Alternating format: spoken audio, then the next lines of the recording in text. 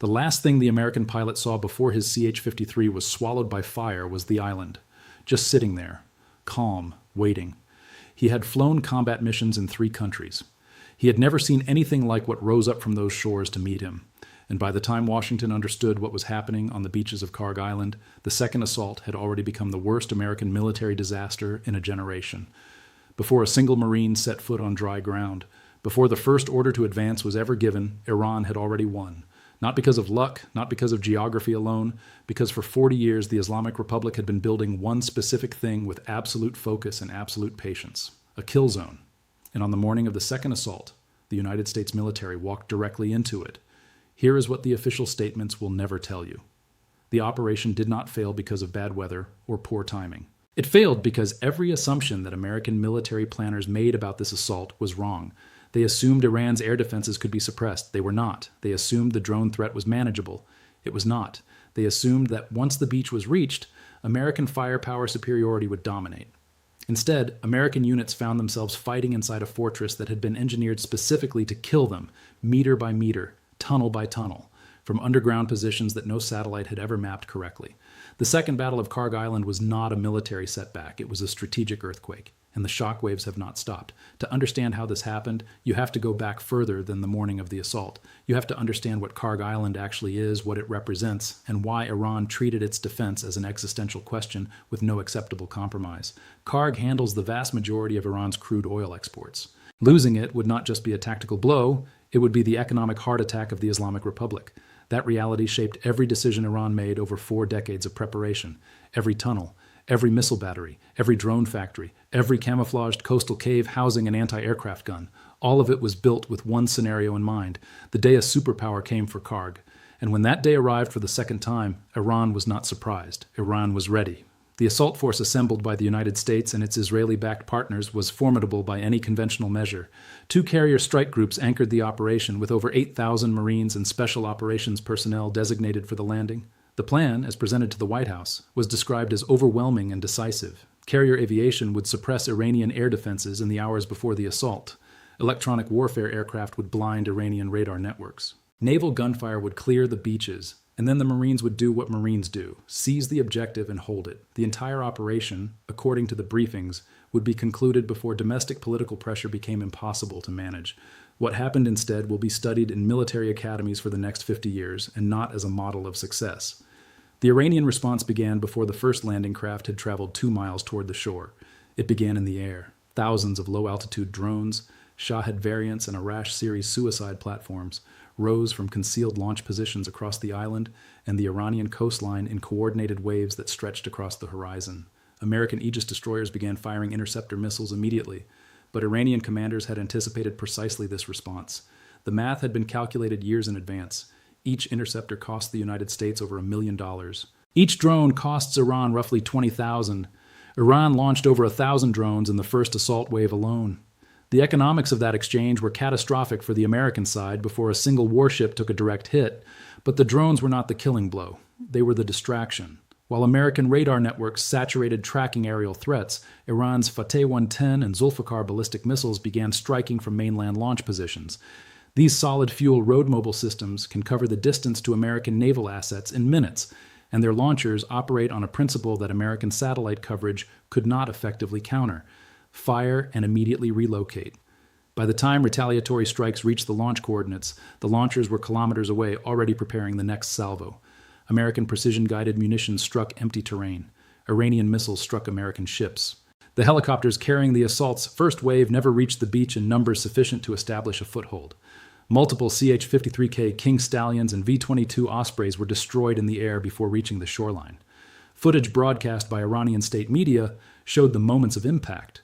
Those aircraft that survived the initial approach faced shoulder-fired missiles and radar-guided anti-aircraft systems positioned in coastal caves specifically designed to be invisible from above. The Marines who did reach the beach landed into pre-sighted artillery and mortar kill zones. Minefields, remotely triggered explosive systems, and underground fighting positions allowed Iranian Revolutionary Guard units to strike assault elements and withdraw into a tunnel network that extended across the entire island. American forces reported close-quarters engagements with an enemy that appeared from the earth, delivered devastating fire, and disappeared again before air support could respond. GPS jamming across the operational area made the situation worse. Precision munitions drifted off their intended targets. Drone operators lost reliable navigation data. Even the advanced electronic systems aboard American aircraft experienced degraded performance in an environment saturated with Iranian jamming signals. Coordination between assault units broke down. Within the first 6 hours, American command had lost reliable contact with multiple marine elements. The clean, networked warfare that had defined American military doctrine for 2 decades collapsed against an adversary that had spent years learning exactly how to dismantle it. At sea, the IRGC Navy's fast attack craft executed what military analysts call swarm tactics with a precision that overwhelmed the defensive capabilities of American surface combatants. Hundreds of small, agile vessels, armed with anti-ship missiles, operated in coordinated groups, approaching American destroyers from multiple directions simultaneously.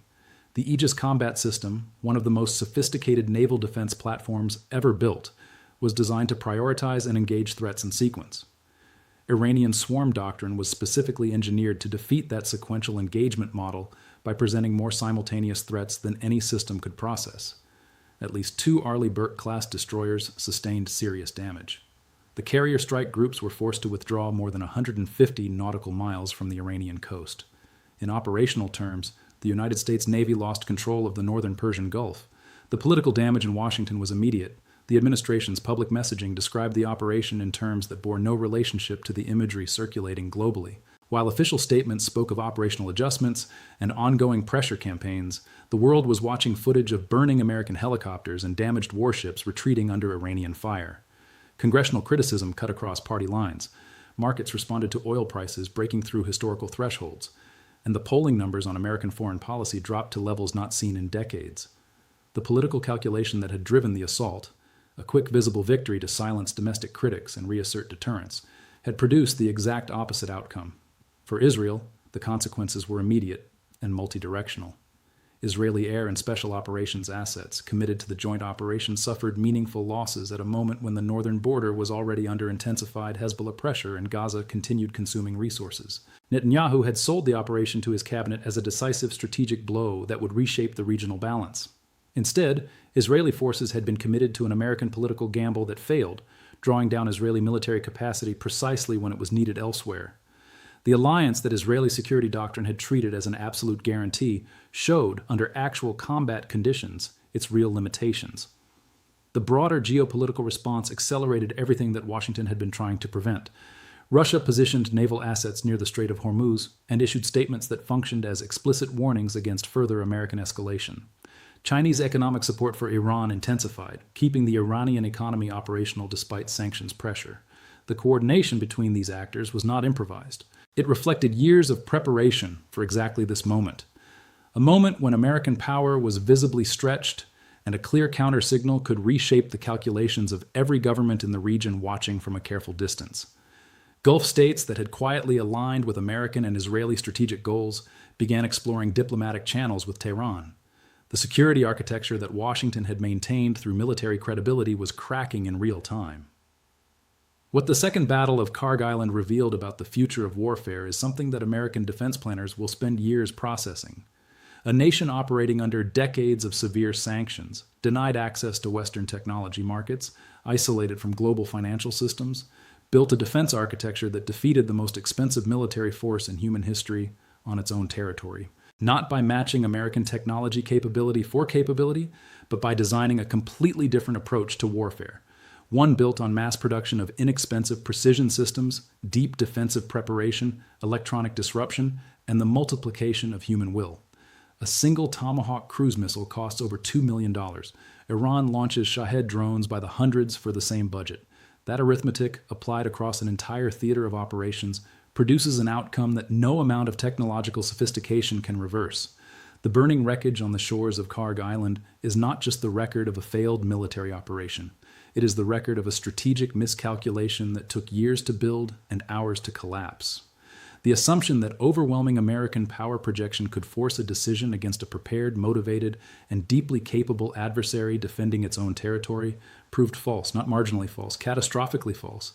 The forces committed to this assault were elite, well-equipped, and professionally led. They were defeated because the premise on which they were sent was wrong. What happens next is the question that every government on the planet is now asking in private. Whether Washington escalates further, accepts the limits that Kharg exposed, or finds some third path between those options will define not just American policy in the Middle East, but the shape of the international order for the decade ahead.